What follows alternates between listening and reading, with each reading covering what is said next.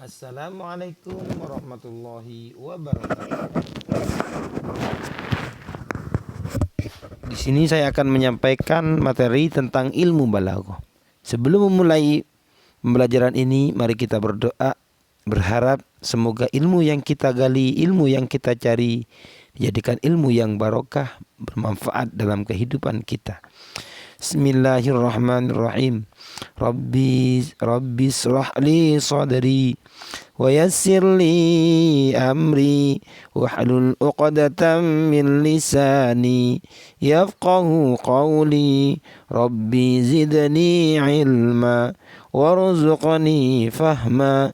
Amin ya rabbal alamin. Bismillahirrahmanirrahim.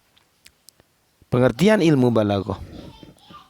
Ilmu balaghah secara bahasa atau etimologi berasal dari kata balaghah yang memiliki arti sampai, sama dengan arti dari kata wasala.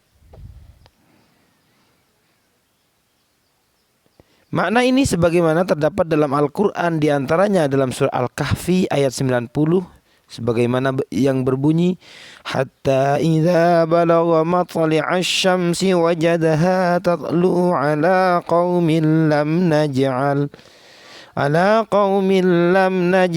lahum min duniha sitra.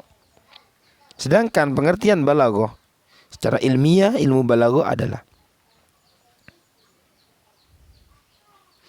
merupakan suatu disiplin ilmu yang mengarahkan pembelajarannya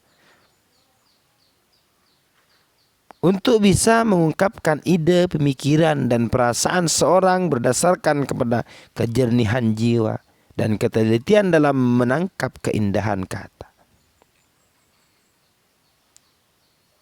Istilah dalam ilmu balaghah. Istilah dalam ilmu balaghah dalam kajian sastra, balaghah ini menjadi sifat dari kalam dan mutakallim, sehingga lahirlah sebutan kalam balighul mutakallim. Maksud dari kalam baligh yaitu ucapan atau pembicaraan yang sesuai dengan situasi dan kondisi pendengar, serta terdiri dari kata-kata yang fasih. Adapun balighul mutakallim yaitu orang yang mampu menyampaikan pembicaraannya sesuai dengan situasi dan kondisi pendengarnya dengan kata-kata yang tepat dan indah. Nilai balaghah. Setiap kalam bergantung kepada sejauh mana kalam itu dapat memenuhi tuntunan, situasi dan kondisi setelah memperhatikan fasahah atau kejelasannya.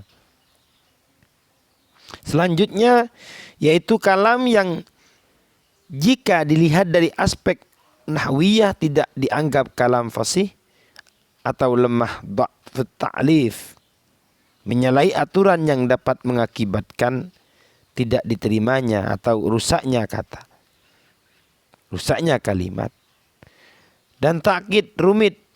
Dari aspek bahasa tidak dapat kata-kata gharabah, asing, dan jika dilihat dari aspek sorof tidak menyalahi kias seperti tidak menggunakan kata al-ajal yang menurut aturan sorof seharusnya al-ajal. Sedangkan jika dilihat dari aspek dzauq, rasa, terbebas dari tanafur berat pengucapannya, baik hanya dalam satu kata seperti ziratun ataupun dalam beberapa kata meskipun satuan kata-katanya tidak bersifat tanafur. Selanjutnya bidang kajian ilmu balaghah. Kajian ilmu balaghah. Ilmu balaghah merupakan suatu disiplin ilmu yang berkaitan dengan masalah kalimat, yaitu mengenai susunannya, maknanya, pengaruh jiwa terhadapnya, serta keindahan dan kejelian pemilihan kata yang sesuai dengan tuntutan. Sebagai sebuah disiplin ilmu, ilmu balaghah mempunyai 3 bidang kajian.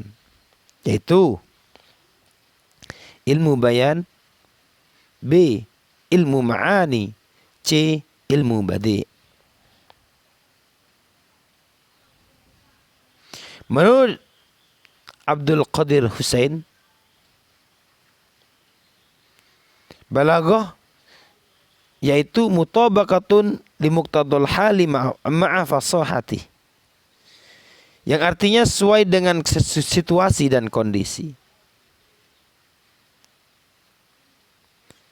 Situasi dan kondisi yang menuntut pembicaranya panjang lebar atau itnab tentu berbeda dengan situasi dengan kondisi yang menuntut pembicaranya ringkas atau ijaz.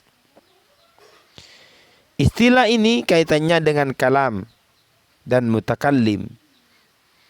Harus menyusun dan menyampaikan ucapannya sesuai dengan situasi dan kondisi para pendengarnya, sehingga perubahan situasi dan kondisi para pendengar menuntut perubahan susunan kalam atau ucapan.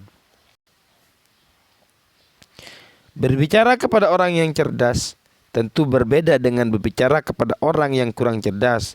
Oleh karena itu muncullah istilah maqamul maqal, yang artinya untuk setiap situasi dan kondisi ada kalam yang sesuai dengannya. Itulah yang dimaksud dengan mutabiqatun li muqtadal hali ma'a fasahatihi, atau menurut Abdul Qadir Husain tentang balaghah. Selanjutnya ilmu bayan. Ilmu bayan. Ilmu bayan di sini secara bahasa. Secara etimologi bayan berarti terbuka atau jelas. Sedangkan ilmu balaghah, dalam ilmu balaghah, ilmu bayan adalah ilmu yang mempelajari cara-cara menyampaikan suatu gagasan dengan redaksi yang bervariasi.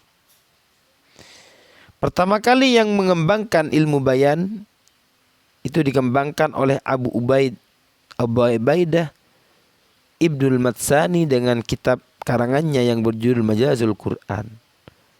Objek yang menjadi kajian dalam ilmu bayan, tasbih, majaz, dan kinayah atau konotasi. Contoh, tasbih Zaidun kal bahri, Zaidun bahrun kal bahri Zaidun, atau Zaidun kal bahri fil karam. Contoh majaz,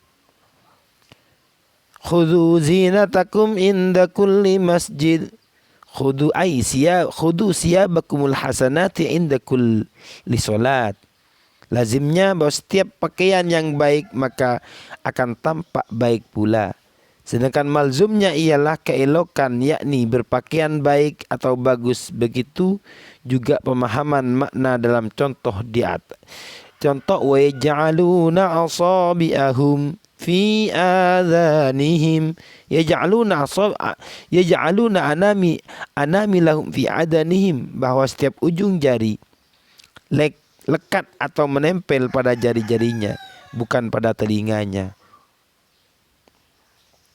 Contoh yang ketiga yaitu konotasi kinayah, melepas yang lazim atas malzumnya, seperti Zaidun tawilun najat, Zaid panjang sarung pedangnya. Lazimnya ialah tinggi, setiap orang yang tinggi biasanya sarung pedangnya panjang. Selanjutnya B. Ilmu ma'ani. Ilmu ma'ani secara etimologi berarti adalah maksud atau arti atau makna. Para ahli ilmu ma'ani mendefinisikan sebagai pengungkapan melalui ucapan suatu yang ada dalam pikiran, atau disebut juga gambaran dari pikiran. Sedangkan menurut istilah ilmu ma'ani adalah ilmun yu'raf bi ahwalul lafdil arabi allati biha yutabiqu maqtadal hal. ilmu yang mempelajari hal ihwal bahasa Arab yang sesuai dengan tuntutan, situasi dan kondisi.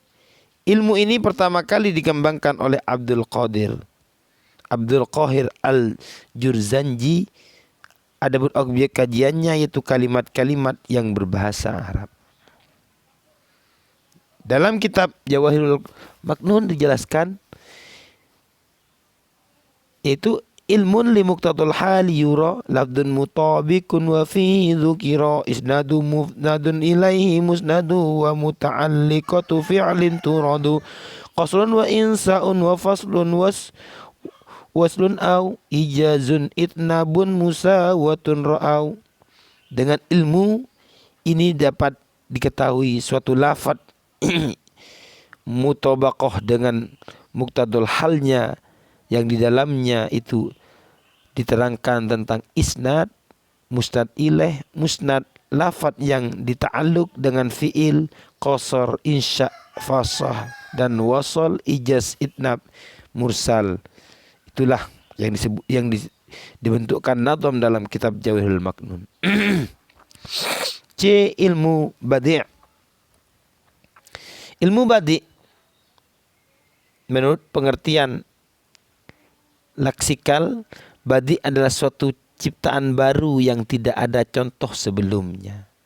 Sedangkan secara terminologi adalah suatu ilmu yang mempelajari segi-segi atau metode dan cara-cara yang ditetapkan untuk mengisi kalimat dan memperindahnya.